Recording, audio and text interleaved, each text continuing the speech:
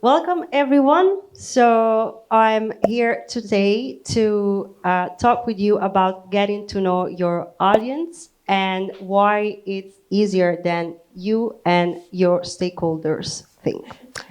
And I want to do so by telling you a story. Wait a second. Need to take some prop. And is the story of this toothbrush. You see? So behind the original design of this toothbrush, there is a collaboration between Oral-B, a dental company, and Tom Kelly, who's the founder of IDEO, a creative design agency. Disclaimer, the original one, I left it at home, I forgot it, so I had to buy a copy at the Ethos. Be clear about it.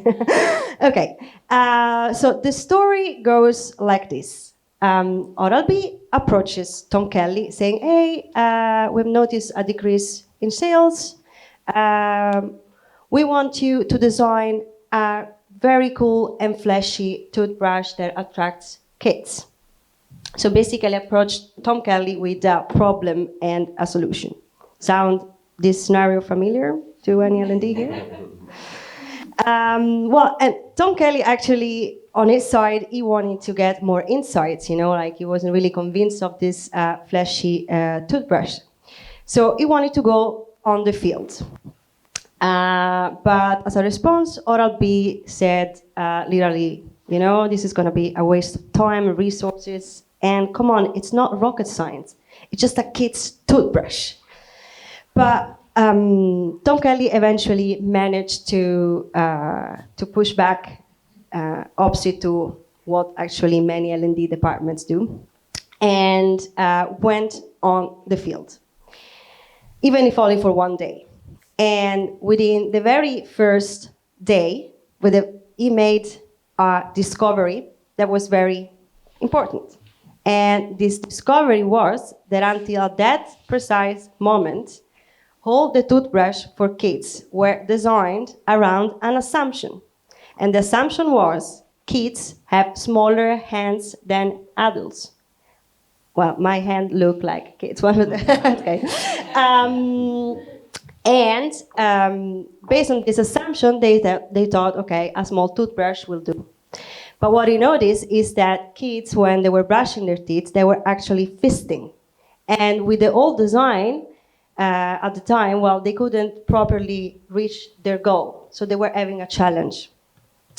And thanks to this discovery, then he came up with this design. And the result was that Oral-B was for 18 months on top of the market.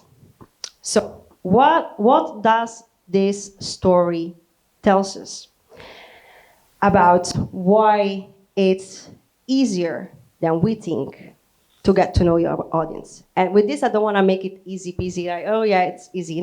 It's not easy, but it's easier than we think.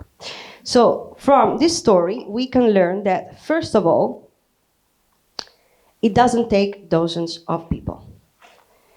Actually, we can learn from human-centered designer that 5 to 6 qualitative interviews or observations are going to map out most of the problems that your audience encounters. And if ever a stakeholders try to challenge you and say this is not, but 5, 6 people is not significant, what you should actually say that this is not about significance. 300 respondents of a survey wouldn't be able to tell you what actually the problem is. So that's the only way to actually go and get those insights. Go and talk to 5 to 6 people. That takes us to the next. So from this story, we can also learn that it's not time consuming. If you need 5, 6 people, then you need 1 day of research, 2.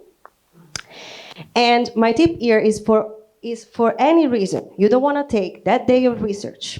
Besides, keep in mind that I think it's going to cost you much more time to deliver something that doesn't have an effect and then you have to do it all over, but okay. Then another thing that you can do, you can take 2 hours every other week for an entire quarter. And then at the end of the quarter, you will have so many insights that you can go back to your stakeholders and be proactive and bring them problems that has to be solved. Then, last but not least, I think what we can learn from this story is that we should just simply put the hat of a good design thinker.